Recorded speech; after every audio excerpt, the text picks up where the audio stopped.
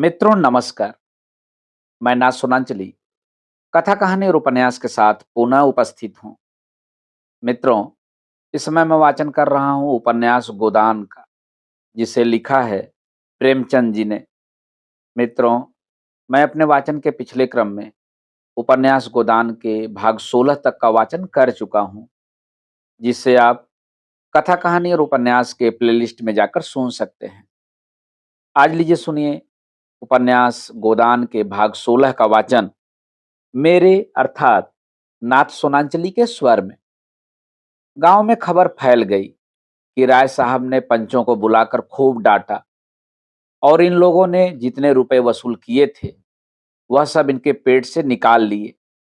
वह तो इन लोगों को जेहल भिजवा रहे थे, लेकिन इन लोगों ने हाथ पांव जोड़े, थूक कर चाटा, तब जाकर उन्होंने छोड़ा। धनिया का कलेजा शीतल हो गया। गांव में घूम घूम कर पंचों को लिज्जत करती फिरती थी। आदमी न सुने, गरीबों की पुकार भगवान तो सुनते ही हैं। लोगों ने सोचा था इनसे डांट लेकर मजे से फुलौड़ियां खाएंगे। भगवान ने ऐसा तमाचा लगाया कि फुलौड़ियां मुंह से निकल पड़ी। एक एक के दो दो भरने पड़े। अब चाटो मेरा मकान लेकर। मगर बैलों के बिना खेती कैसे हो। गांव में बुआई शुरू हो गई। कार्तिक के महीने में किसान के बैल मर जाएं तो उसके दोनों हाथ कट जाते हैं। होरी के दोनों हाथ कट गए थे और सब लोगों के खेतों में हल चल रहे थे। बीज डाले जा रहे थे। कहीं कहीं गीत की ताने सुनाई देती थी। होरी के खेत किसी अनाथ अबला के घर की भांति सुने पड़े थे। पुनिया के पास भी गोई थी, शोभा के पास भी गोई थी, मगर उन्हें अपने खेतों की बुआई से कहाँ फुर्सत कि होरी की बुआई करे।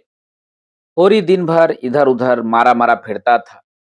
कहीं इसके खेत में जा बैठता, कहीं उसकी बुआई करा देता। इस तरह कुछ अनाज मिल जाता। धनिया, रूपा, सोना सभी दूसरों की बुआई में लगी रहती थी। जब तक बुआई रही, पेट की रोटियां मिलती गईं। विशेष कष्ट न हुआ। मानसिक वेदना तो अवश्य होती थी, पर खाने भर को मिल जाता था। रात को नित्य स्त्री पुरुष में थोड़ी सी लड़ाई हो जाती थी। यहां तक कि कार्तिक का महीना बीत गया और गांव में मजदूरी मिलनी भी कठिन हो गई। अब सारा दारोमदार ऊख पर था, जो खेतों में पड़ी थी। रात का समय था। सर्दी खूब पड़ रही थी। होरी के घर में आज कुछ खाने को न था। दिन का तो थोड़ा सा भुना हुआ मटर मिल गया था, पर इस वक्त चूल्हा जलाने का कोई डौल न था। और रूपा भूख के मारे व्याकुल भी और द्वार पर कौड़े के सामने बैठी रो रही थी। घर में जब अनाज का एक दाना भी नहीं है तो क्या मांगे और क्या खाए। जब भूख न सही गई तो वह आग मांगने के बहाने पुनिया के घर गई। पुनिया बाजरे की रोटियां और बथुए का साग पका रही थी। सुगंध से रूपा के मुंह में पानी भर आया। पुनिया ने पूछा, क्या अभी तेरे घर आग नहीं जली क्या रे? रूपा ने दीनता से कहा, आज तो घर में कुछ था ही नहीं, आग कहां से जलती? तो फिर आग काहे को मांगने आई है? दादा तमाकू पिएंगे। पुनिया ने उपले की आग उसकी ओर फेंक दी, मगर रूपा ने आग उठाई नहीं और समीप जाकर बोली, तुम्हारी रोटियां महक रही हैं काकी। मुझे बाजरे की रोटियां बड़ी अच्छी लगती हैं। पुनिया ने मुस्कुराकर पूछा, खाएगी? अम्मा डांटेंगी। अम्मा से कौन कहने जाएगा? रूपा ने पेट भर रोटियां खाईं और जूठे मुंह भागी हुई घर चली गई। होरी मन मारे बैठा था कि पंडित दाता दिन ने जाकर पुकारा। होरी की छाती धड़कने लगी। क्या कोई नई विपत्ति आने वाली है? आकर उनके चरण छुए और कौड़े के सामने उनके लिए माची रख दी। दाता दिन ने बैठते हुए अनुग्रह भाव से कहा, अब की तो तुम्हारे खेत परती पड़ गए होरी। तुमने गांव में किसी से कुछ कहा नहीं। नहीं भोला की मजाल थी कि तुम्हारे द्वार से बैल खोल के ले जाता, यही लाश गिर जाती। मैं तुमसे जनेऊ हाथ में लेकर कहता हूँ होरी, मैंने तुम्हारे ऊपर डांड न लगाया था। धनिया मुझे नाहक बदनाम करती फिरती है। यह लाला पटेश्वरी और झिंगरू सिंह की कारस्तानी है। मैं तो लोगों के कहने से पंचायत में बैठ भर गया था। वह लोग तो और कड़ा दंड लगा रहे थे। मैंने कह सुन के कम कराया, मगर अब सब जने सिर पर हाथ धरे रो रहे हैं। समझे थे यहाँ उन्हीं का राज है। यह नहीं जानते थे कि गांव का राजा कोई और है। तो अब अपने खेतों की बुआई का क्या इंतजाम कर रहे हो? होरी ने करुण कंठ से कहा। क्या बताऊं महाराज, पढ़ती रहेंगे। पढ़ती रहेंगे? यह तो बड़ा अनर्थ होगा। भगवान की यही इच्छा है तो अपना क्या बस। मेरे देखते तुम्हारे खेत कैसे पड़ती रहेंगे। कल मैं तुम्हारी बुआई करा दूंगा। अभी खेत में कुछ तरी है, उपज 10 दिन पीछे होगी। इसके सिवा और कोई बात नहीं। हमारा तुम्हारा आधा साझा रहेगा। इसमें न तुम्हें कोई टोटा होगा न मुझे। मैंने आज बैठे बैठे सोचा तो चित्त बड़ा दुखी हुआ कि जूते जुताए खेत पड़ती रह जाते हैं। होरी सोच में पड़ गया। चौमासे भर इन खेतों में खाद डाली, जोता, और आज केवल बुआई के लिए आधी फसल देनी पड़ रही है। उस पर एहसान कैसा जता रहे हैं। लेकिन इससे तो अच्छा यही है कि खेत परती पड़ जाए और कुछ न मिलेगा, लगान तो निकल ही आएगा।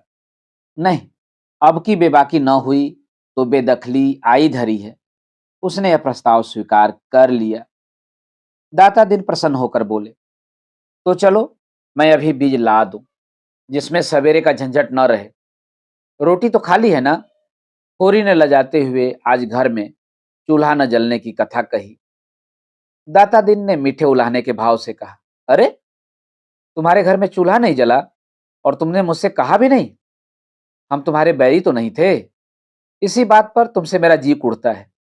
अरे भले आदमी, इसमें लाज शर्म की कौन बात है? हम सब तो एक ही हैं। तुम शूद्र हुए तो क्या, हम ब्राह्मण हुए तो क्या, हैं तो सब एक ही घर के। दिन सबके बराबर नहीं जाते। कौन जाने कल मेरे ही ऊपर कोई संकट आ पड़े तो मैं तुम्हें अपना दुख न कहूंगा तो किससे कहूंगा? अच्छा, जो हुआ सो हुआ। चलो बैग के साथ, तुम्हें मन दो मन अनाज खाने को तौल दूंगा। आधे घंटे में होरी मन भर जौ का टोकरा सिर पर रखे आया और घर की चक्की चलने लगी। धनिया रोती थी और साहस के साथ जौ पीसती थी। भगवान उसे किस कुकर्म का यह दंड दे रहे हैं। दूसरे दिन से बुआई शुरू हुई। होरी का सारा परिवार इस तरह काम में जुटा हुआ था मानो सब कुछ अपना ही है। कई दिनों के बाद सिंचाई भी इसी तरह हुई। दाता दिन को सेत मेत के मजूर मिल गए थे। अब कभी कभी उनका लड़का माता दिन भी घर में आने लगा। जवान आदमी था, बड़ा रसिक और बातचीत का मीठा। दाता दिन जो कुछ छीन झपट कर लाते थे वह उसे भांग भूटी में उड़ाता था। एक चमारिन से उसकी आसनाई हो गई थी, इसलिए अभी तक ब्याह न हुआ था। वह रहती थी, पर सारा गांव यह रहस्य जानते हुए भी कुछ न बोल सकता था। हमारा धर्म है हमारा भोजन। भोजन पवित्र रहे, फिर हमारे धर्म पर कोई आँच नहीं आ सकती। रोटियां ढाल बनकर अधर्म से हमारी रक्षा करती हैं। अब साझे की खेती होने से माता दिन को झुनिया से बातचीत करने का अवसर मिलने लगा। वह ऐसे दाव से आता जब घर में झुनिया के सिवा और कोई न होता। कभी किसी बहाने से, कभी किसी बहाने से। झुनिया रूपवती न थी, लेकिन जवान थी और उसकी चमारिन प्रेमिका से अच्छी थी। कुछ दिन शहर में रह चुकी थी। पहनना ओढ़ना बोलना चालना जानती थी और लज्जाशील भी थी, जो स्त्री का सबसे बड़ा आकर्षण है। माता दिन कभी कभी उसके बच्चे को गोद में उठा लेता और प्यार करता। झुनिया निहाल हो जाती थी। एक दिन उसने झुनिया से कहा, तुम क्या देखकर गोबर के साथ आई झुना? झुनिया ने लजाते हुए कहा, भाग खींच लाया महाराज, और क्या कहूं। माता दिन दुखी मन से बोला, बड़ा बेवफा आदमी है। तुम जैसे लक्ष्मी को छोड़कर न जाने कहां मारा मारा फिर रहा है। चंचल स्वभाव का आदमी है। इसी से मुझे शंका होती है कि कहीं और फंस न गया हो। ऐसे आदमियों को तो गोली मार देनी चाहिए। आदमी का धर्म है, जिसकी बाह पकड़े उसे निभाए। यह क्या कि एक आदमी की जिंदगी खराब कर दी और आप दूसरा घर ताकने लगे। युवती रोने लगी। माता दिन ने इधर उधर ताकर उसका हाथ पकड़ लिया और समझाने लगा, तुम उसकी क्यों परवाह करती हो झूना? चला गया चला जाने दो। तुम्हारे लिए किस बात की कमी है? रुपए पैसे गहना कपड़ा जो चाहो मुझसे ले लो। झुनिया ने धीरे से हाथ छुड़ा लिया और पीछे हटकर बोली, सब तुम्हारी दया है महाराज। मैं तो कहीं की न रही, घर से भी गई और यहाँ से भी गई। न माया मिली न राम ही हाथ आए। दुनिया का रंग ढंग न जानती थी। इसकी मीठी मीठी बातें सुनकर जाल में फंस गई। माता दीन ने गोबर की बुराई करनी शुरू की। वह तो निरा लफंगा है, घर का न घाट का। जब देखो माँ बाप से लड़ाई, कहीं पैसा पा जाए चट जुआ खेल डालेगा। चरस और गाजे में उसकी जान बचती थी। सोहदों के साथ घूमना, बहू बेटियों को छेड़ना, यही उसका काम था। थानेदार साहब बदमाशी में उसका चालान करने वाले थे। हम लोगों ने बहुत खुशामद की तब जाकर छोड़ा। दूसरों के खेत खलिहान से अनाज उड़ा लिया करता था। कई बार तो खुद उसी ने पकड़ा था, पर गांव घर समझकर छोड़ दिया था। सोना ने बाहर आकर कहा, भाभी, अम्मा ने कहा है अनाज निकाल कर धूप में डाल दो, नहीं तो चोकर बहुत निकलेगा। पंडित ने जैसे बखार में पानी डाल दिया हो। माता दिन ने अपनी सफाई दी। मालूम होता है तेरे घर बरसात नहीं हुई। चौमासे में लकड़ी तो गिली हो जाती है, अनाज तो अनाज ही है। यह कहता हुआ वो बाहर चला गया। सोना ने आकर उसका खेल बिगाड़ दिया। सोना ने झुनिया से पूछा, माता दिन क्या करने आए थे? झुनिया ने माथा सिकोड़ कर कहा, पगहिया मांग रहे थे। मैंने कह दिया, यहाँ पगहिया नहीं है, यह सब बहाना है। बड़ा खराब आदमी है। मुझे तो बड़ा भला आदमी लगता है, क्या खराबी है उसमें? तुम नहीं जानती, सिलिया चमारिन को रखे हुए हैं, तो इसी से खराब आदमी हो गया। और काहे से आदमी खराब हो जाता है? तुम्हारे भैया भी तो मुझे लाए हैं, वो भी खराब आदमी हैं। सोना ने इसका जवाब न देकर कहा, मेरे घर में फिर कभी आएगा तो दुत्कार दूंगी। और जो उससे तुम्हारा ब्याह हो जाए। सोना लजा गई। तुम तो भाभी गाली देती हो। क्यों, इसमें गाली की क्या बात है? मुझसे बोले तो मैं मुंह झुलस दूं। तो क्या तुम्हारा ब्याह किसी देवता से होगा? गांव में ऐसा सुंदर सजीला जवान दूसरा कौन है? तो तुम चली जाओ उसके साथ। सिलिया से लाख दर्जे अच्छी हो। मैं क्यों चली जाऊं? मैं तो एक के साथ चली आई, अच्छा है या बुरा? तो मैं भी जिसके साथ ब्याह होगा उसी के साथ चली जाऊंगी, अच्छा हो या बुरा? और जो किसी बूढ़े के साथ ब्याह हो गया? सोना हंसी। मैं उसके लिए नरम नरम रोटियां पकाऊंगी, उसकी दवाइयां कुटूंगी छानूंगी, उसे हाथ पकड़कर उठाऊंगी। जब मर जाएगा तो मुंह ढाँप कर रोऊंगी। और जो किसी जवान के साथ हुआ, तब तुम्हारा सिर, हाँ नहीं तो। अच्छा बताओ, तुम्हें बूढ़ा अच्छा लगता है कि जवान? जो अपने को चाहे वही जवान है, न चाहे वही बूढ़ा है। दैव करे तुम्हारा ब्याह किसी बूढ़े से हो जाए, तो देखो तुम उसे कैसे चाहती हो। तब मनाओगी किसी तरह या निगोड़ा मर जाए तो किसी जवान को लेकर बैठ जाऊं। मुझे तो उस बूढ़े पर दया आए। इस साल इधर एक शक्कर का मिल खुल गया था। उसके करिंदे और दलाल गांव गांव घूमकर किसानों की खड़ी ऊख मोल ले लेते थे। वही मिल था जो मिस्टर खन्ना ने खोला था। एक दिन उसका करिंदा इस गांव में भी आया। किसानों ने जो उसे मोल भाव किया तो मालूम हुआ गुड़ बनाने में कोई बचत नहीं है। जब घर में ऊख पेर कर भी यही दाम मिलता है तो पेरने की मेहनत क्यों उठाई जाए। सारा गांव खड़ी ऊख बेचने को तैयार हो गया। अगर कुछ कम भी मिले तो परवाह नहीं, तत्काल तो मिलेगा। किसी को बैल लेना था, किसी को बाकी चुकाना था। कोई महाजन से गला छुड़ाना चाहता था। होरी को बैलों की गोई लेनी थी। अब की ऊख की पैदावार अच्छी न थी, इसलिए यह डर था कि माल न पड़ेगा। और जब गुड़ के भाव मिल की चीनी मिलेगी तो गुड़ लेगा ही कौन। सभी ने बयाने ले लिए। होरी को कम से कम 100 रुपए की आशा थी। इसमें एक मामूली गोई आ जाएगी। लेकिन महाजनों को क्या करे। दाता दीन, मंगरू, दुलारी, झिंगुरी सिंह सभी तो प्राण खा रहे हैं। अगर महाजनों को देने लगेगा तो 100 रुपए सूद भर के भी न होंगे। कोई ऐसी जुगत न सोचती थी कि ऊख के रुपए हाथ में आ जाएं और किसी को खबर न हो। जब बैल घर आ जाएंगे तो कोई क्या कर लेगा। गाड़ी लदेगी तो सारा गांव देखेगा ही। तौल पर जो रुपए मिलेंगे वो सबको मालूम हो जाएंगे। संभव है मंगरू और दाता दिन हमारे साथ साथ रहें। इधर रुपए मिले, उधर उन्होंने गर्दन पकड़ी। शाम को गिरधर ने पूछा, तुम्हारी ऊख कब तक जाएगी होरी काका? होरी ने झांसा दिया। अभी तो कुछ ठीक नहीं भाई, तुम कब तक ले जाओगे? गिरधर ने भी झांसा दिया। अभी तो मेरा भी कुछ ठीक नहीं है काका। और लोग भी इसी तरह उड़न घाइयां बताते थे। किसी को किसी पर विश्वास न था। झिंगरू सिंह के सभी ऋणियां थे और सबकी यही इच्छा थी कि झिंगरू सिंह के हाथ रुपए न पड़ने पाए, नहीं वह सबका सब हजम कर जाएगा। और जब दूसरे दिन आसामी फिर रुपए मांगने जाएगा तो नया कागज, नया नजराना, नई तहरीर। दूसरे दिन शोभा आकर बोला, दादा कोई ऐसा उपाय करो कि झिंगरू सिंह को हैजा हो जाए, ऐसा गिरे कि फिर नौ उठे। होरी ने मुस्कुराकर कहा, क्यों, उसके बाल बच्चे नहीं हैं? उसके बाल बच्चों को देखें कि अपने बाल बच्चों को देखें। वह तो दो दो मेहरियों को आराम से रखता है, यहाँ तो एक को रूखी रोटी भी मयस्सर नहीं। सारी जमा ले लेगा, एक पैसा भी घर न लाने देगा। मेरी तो हालत और भी खराब है भाई। अगर रुपए हाथ से निकल गए तो तबाह हो जाऊंगा। गोई के बिना तो काम न चलेगा। अभी तो 2-3 दिन उख ढोते लगेंगे। ज्यों ही सारी उख पहुंच जाए, जमादार से कहें कि भैया कुछ ले ले, मगर ऊख चटपट तौल दे, दाम पीछे देना। इधर झिंगरू से कह देंगे अभी रुपए नहीं मिले। झिंगरू सिंह हमसे तुमसे कई गुना चतुर है शोभा। जाकर मुनीम से मिलेगा और उसी से रुपए ले लेगा। हम तुम ताकते रह जाएंगे। जिस खन्ना बाबू का मिल है उसी खन्ना बाबू की महाजनी कोठी भी है, दोनों एक हैं।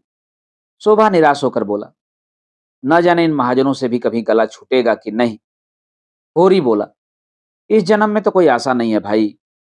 हम राज नहीं चाहते, भोग विलास नहीं चाहते, खाली मोटा झोटा पहनना और मोटा झोटा खाना और मर्जाद के साथ रहना चाहते हैं। वह भी नहीं सधता। शोभा ने धूर्तता के साथ कहा, मैं तो दादा इन सबको अब की चकमा दूंगा।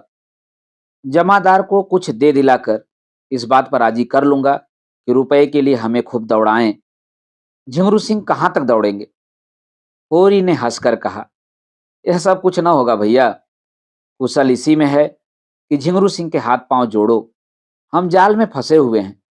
जितना ही फड़फड़ाओगे उतने ही जकड़ते जाओगे। तुम तो दादा बूढ़ों की सी बातें कर रहे हो। कटघरे में फंसे बैठे रहना तो कायरता है। फंदा और जकड़ जाए बला से, पर गला छुड़ाने के लिए जोर तो लगाना ही पड़ेगा। यही तो होगा। झिंगरू सिंह घर द्वार नीलाम करा लेंगे। करा ले नीलाम। मैं तो चाहता हूं कि कोई हमें रुपए न दे, हमें भूखों मरने दे, लाते खाने दे, एक पैसा भी उधार न दे। लेकिन पैसा वाले उधार न दें तो सूद कहां से पाएं? एक हमारे ऊपर दावा करता है तो दूसरा हमें कुछ कम सूद पर रुपए उधार देकर अपने जाल में फंसा लेता है। मैं तो उसी दिन रुपए लेने जाऊंगा जिस दिन झिंगरू कहीं चला गया होगा। होरी का मन भी विचलित हुआ। हाँ यह ठीक है, ऊख तुलवा देंगे, रुपए दाव घात देकर ले आएंगे। बस बस यही चाल चलो। दूसरे दिन प्रातःकाल गांव के कई आदमियों ने ऊख काटनी शुरू की। होरी भी अपने खेत में गड़ासा लेकर पहुंचा। उधर से शोभा भी उसकी मदद को आ गया। उनिया, झुनिया, धनिया, सोना सभी खेत में जा पहुंचे। कोई ऊख काटता था, कोई छीलता था, कोई पूले बांधता था। महाजनों ने जो ऊख कटते देखी तो पेट में चूहे दौड़े। एक तरफ से दुलारी दौड़ी, दूसरी तरफ से मंगरूसा, तीसरी ओर से माता दीन और पटेश्वरी और झिंगरू के पियादे। दुलारी हाथ पांव में मोटे मोटे चांदी के कड़े पहने, कानों में सोने का झुमक, आंखों में काजल लगाए, बूढ़े यौवन को रंगे रंगाए आकर बोली, पहले मेरे रुपए दे दो, तब वो काटने दूंगी। मैं जितना ही गम खाती हूं उतना ही तुम शेर होते हो। 2 साल से एक धेला सूद नहीं दिया, 50 तो मेरे सूद के होते हैं। होरी ने घिघिया कर कहा, भाभी वो काट देने दो, इनके रुपए मिलते हैं तो जितना हो सकेगा तुमको भी दूंगा। न गांव छोड़कर भागा जाता हूं, न इतनी जल्दी मौत ही आई जाती है। खेत में खड़ी उख तो रुपए न देगी। दुलारी ने उसके हाथ से गड़ासा छीन कर कहा, नियत इतनी खराब हो गई है तुम लोगों की, तभी तो बरकत नहीं होती। आज 5 साल हुए होरी ने दुलारी से 30 रुपए लिए थे। 3 साल में उसके 100 रुपए हो गए। तब स्टाम्प लिखा गया 2 साल में उस पर 50 रुपया सूद चढ़ गया था। होरी बोला, सहुआइन, नियत तो कभी खराब नहीं की, और भगवान चाहेंगे तो पाई पाई चुका दूंगा। हाँ, आजकल तंग हो गया हूं, जो चाहे कह लो। सहुआइन को जाते देर नहीं हुई कि मंगरू साहब पहुंचे। काला रंग, तोद कमर के नीचे लटकती हुई, दो बड़े बड़े दांत सामने जैसे काट खाने को निकले हुए, सिर पर टोपी, गले में चादर। अभी उम्र 50 से ज्यादा नहीं, और लाठी के सहारे चलते थे। गठिया का मरज हो गया था, खांसी भी आती थी। लाठी टेक कर खड़े हो गए और होरी को डांट बताई। पहले हमारे रुपए दे दो होरी, तब उख काटो। हमने रुपए उधार दिए थे, खैरात नहीं थे। 3-3 साल हो गए, न सूद दिए न ब्याज। मगर यह ना समझना तो मेरे रुपए हजम कर जाओगे। मैं तुम्हारे मुर्दे से भी वसूल कर लूंगा। शोभा मस्करा था, बोला, तब काहे को घबराते हो साहजी, इनके मुर्दे से ही वसूल कर लेना। नहीं 1-2 साल के आगे पीछे दोनों ही सरग में पहुंचोगे, वहीं भगवान के सामने अपना हिसाब चुका लेना। मगरू ने शोभा को बहुत बुरा भला कहा, जमा मार, बेईमान इत्यादि। लेने की बेर तो तुम ही लाते हो, जब देने की बारी आती है तो गुर्राते हो। घर बिकवा लूंगा, बैल बधिये नीलाम करा लूंगा। शोभा ने फिर छेड़ा, अच्छा, ईमान से बताओ साह, कितने रुपए दिए थे, जिसके अब 300 रुपए हो गए हैं। जब तुम साल के साल सूद न दोगे तो आप ही बढ़ेंगे। पहले पहल कितने रुपए दिए थे, बताओ। 50 ही तो थे। कितने दिन हुए यह भी तो देख। 5-6 साल हुए होंगे। 10 साल हो गए पूरे, 11वां जा रहा है। 50 रुपए के 300 रुपए लेते तुम्हें जरा भी शर्म नहीं आती। शर्म कैसी, रुपए दिए हैं, ये खैरात मांगते हैं। होरी ने इन्हें भी चिरौती बिनती करके विदा किया। दाता दिन ने होरी के साझे में खेती की थी। बीज देकर आधी फसल ले लेंगे। इस वक्त कुछ छेड़छाड़ करना नीति विरुद्ध था। झिंगरू सिंह ने मिल के मैनेजर से पहले ही सब कुछ कह सुन रखा था। उनके प्यादे गाड़ियों पर उख लदवा कर नाव पर पहुंचवा रहे थे। नदी गांव से आधा मील पर थी। एक गाड़ी दिन भर में 7-8 चक्कर कर लेती थी, और नाव एक खेवे में 50 गाड़ियों का बोझ लाद लेती थी। इस तरह किफायत पड़ती थी। इस सुविधा का इंतजाम करके झिंगरू सिंह ने सारे इलाके को यह शान से दबा दिया था। तौल शुरू होते ही झिंगरू सिंह ने मिल के फाटक पर आसन जमा लिया। हर एक की ऊख तौलाते थे, दाम का पुर्जा लेते थे, खजांची से रुपए वसूल करते थे, और अपना पावना काट कर आसामी को दे देते थे। आसामी कितना ही रोए चीखे, किसी की नहीं सुनते थे। माली का यही हुक्म था, उनका क्या बस। होरी को 120 रुपए मिले। उसमें से झिंगरू सिंह ने अपने पूरे रुपए सूद समेत काट कर कोई 25 रुपए होरी के हवाले किए। होरी ने रुपए की ओर उदासीन भाव से देखकर कहा, यह लेकर मैं क्या करूंगा ठाकुर, यह भी तुम ही ले लो, मेरे लिए मजूरी बहुत मिलेगी। झिंगरू ने 25 रुपए जमीन पर फेंक कर कहा, लो या फेंक दो, तुम्हारी खुशी। तुम्हारे कारण मालिक की घुड़कियां खाई, और अभी राय साहब सिर पर सवार हैं कि डाड़ के रुपए अदा करो। तुम्हारी गरीबी पर दया करके इतने रुपए दिए देता हूं, नहीं एक धेला भी न देता। अगर राय साहब ने सख्ती की तो उल्टे और घर से देने पड़ेंगे। होरी ने धीरे से रुपए उठा लिए और बाहर निकला कि नोखेराम ने ललकारा। होरी ने जाकर 2500 रुपए उनके हाथ पर रख दिए और बिना कुछ कहे जल्दी से भाग गया। उसका सिर चक्कर खा रहा था। शोभा को इतने ही रुपए मिले थे। वह बाहर निकला तो पटेश्वरी ने घेरा। शोभा बदल पड़ा, बोला, मेरे पास रुपए नहीं है, तुम्हें जो कुछ करना हो कर लो। पटेश्वरी ने गर्म होकर कहा, ऊख बेची है कि नहीं? हाँ बेची है। तुम्हारा यही वादा तो था कि ऊख बेचकर रुपया दूंगा। हाँ था तो फिर क्यों नहीं देते? और सब लोगों को दिए हैं कि नहीं दिए हैं? हाँ दिए हैं। तो मुझे क्यों नहीं देते? मेरे पास अब जो कुछ बचा है वह बाल बच्चों के लिए है। पटेश्वरी ने बिगड़ कर कहा, तुम रुपए दोगे शोभा?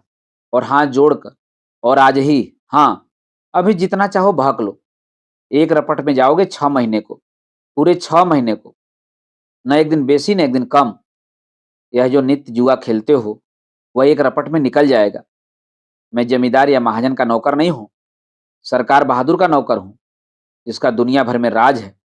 और जो तुम्हारे महाजन और जमींदार दोनों का मालिक है। पटेश्वरी लाला आगे बढ़ गए। शोभा और होरी कुछ दूर चुपचाप चले, मानो इस धिक्कार ने उन्हें संज्ञाहीन कर दिया हो।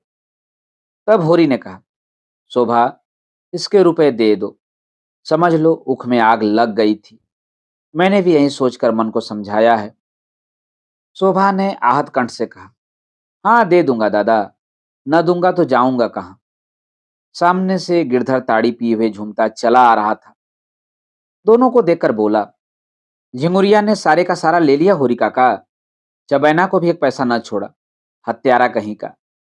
रोया गिड़गिड़ाया पर इस पापी को दया न आई। शोभा ने कहा, ताड़ी तो पिए हुए हो, उस पर कहते हो एक पैसा भी नहीं छोड़ा। गिरधर ने पेट दिखाकर कहा, साँझ हो गई, जो पानी की बूंद भी कंठ तले गई हो तो गोमांस बराबर। एक इकन्नी मुंह में दबा ली थी, उसकी ताड़ी पी ली। सोचा साल भर पसीना गारा है तो एक दिन ताड़ी तो पी लूं। मगर सच कहता हूं, नशा नहीं है। एक आने में क्या नशा होगा। हाँ, झूम रहा हूं, जिसमें लोग समझें खूब पिया हुआ हूं। बहुत अच्छा हुआ काका, बेबाकी हो गई।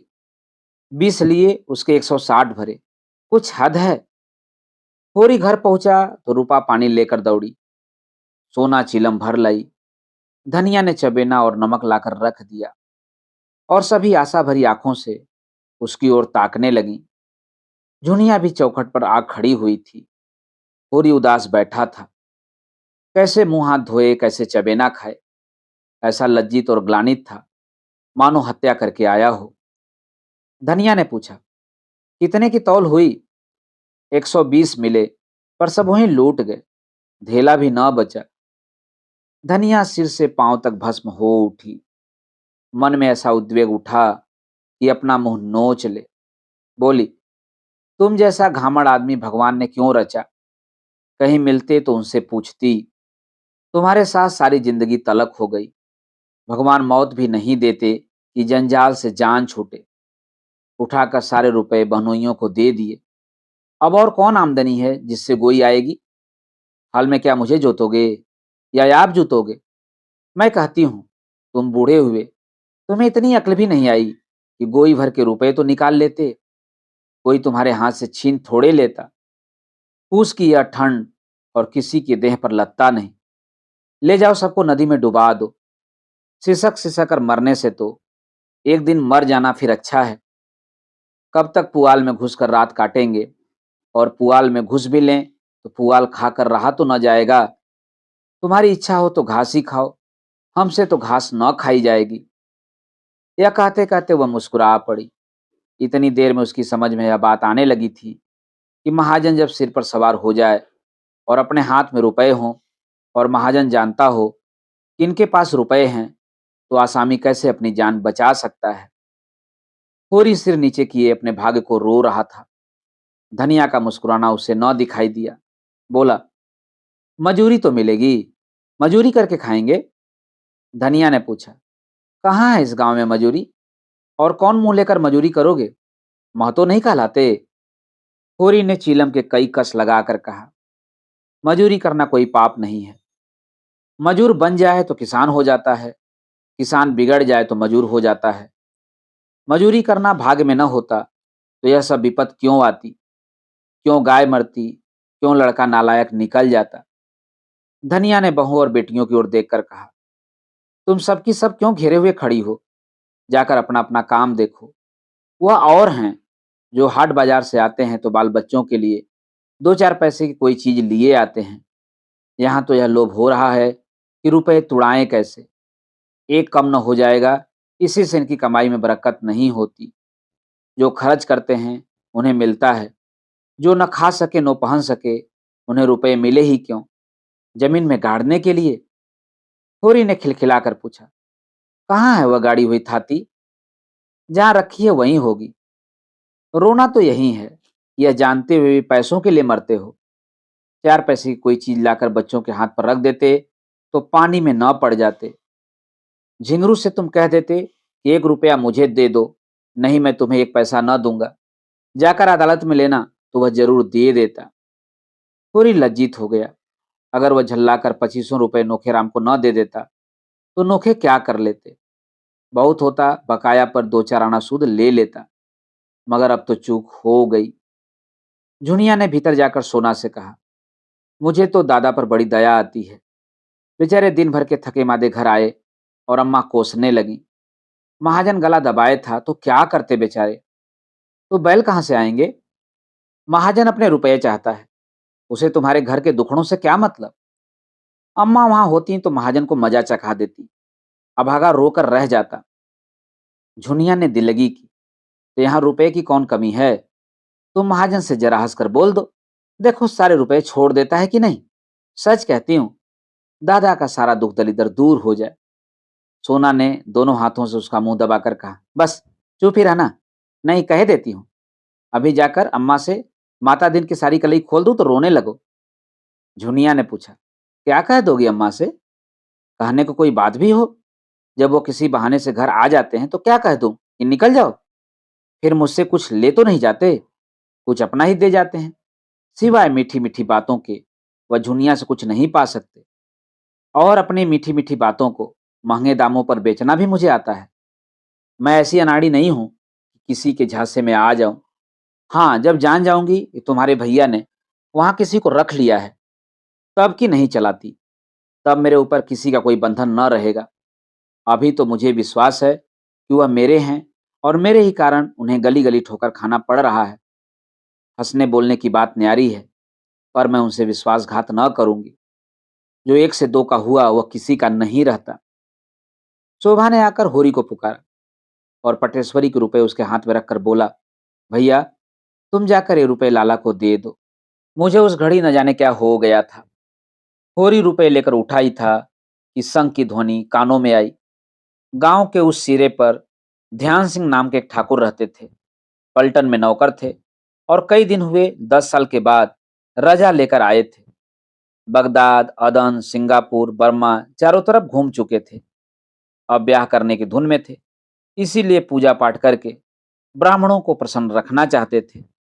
होरी ने कहा, जान पड़ता है 7 अध्याय पूरे हो गए, आरती हो रही है। शोभा बोला, हाँ जान तो पड़ता है, चलो आरती ले लो।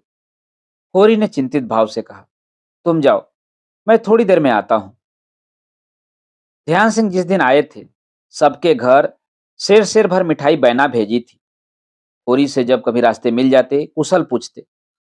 उनकी कथा में जाकर आरती में कुछ न देना अपमान की बात थी। आरती का थाल उन्हीं के हाथ में होगा, उनके सामने होरी कैसे खाली हाथ आरती ले लेगा। इससे तो कहीं अच्छा है कि वह कथा में जाए ही नहीं। इतने आदमियों में उन्हें क्या याद आएगी कि होरी नहीं आया। कोई रजिस्टर लिए तो बैठे नहीं है कि कौन आया कौन नहीं आया। वह जाकर खाट पर लेट रहा, मगर उसका हृदय महसूस महसूस कर रह जाता था। उसके पास एक पैसा भी नहीं है, ताबे का एक पैसा। आरती के पुण्य और महात्म का उसे बिल्कुल ध्यान न था। बात थी केवल व्यवहार की। ठाकुर जी की आरती तो वह केवल श्रद्धा की भेंट देकर ले सकता था, लेकिन मर्यादा कैसे तोड़े, सबकी आंखों में हेठा कैसे बने। सहसा वह उठ बैठा, क्यों मर्यादा की गुलामी करे। मर्यादा के पीछे आरती का पुण्य क्यों छोड़े। लोग हंसेंगे हंस लें, उसे परवाह नहीं है। भगवान उसे कुकर्म से बचाए रखें। और वह कुछ नहीं चाहता। वह ठाकुर के घर की ओर चल पड़ा। दोस्तों, अभी आप सुन रहे थे प्रेमचंद के लिखे गए उपन्यास गोदान के भाग 17 का वाचन मेरे अर्थात नासुनांचली के स्वर में। मित्रों, उपन्यास गोदान के आगे के भागों का वाचन आप मेरे वाचन के अगले क्रम में सुन सकते हैं। तो जुड़े रहिए कथा कहानी और उपन्यास के साथ। धन्यवाद। नमस्कार।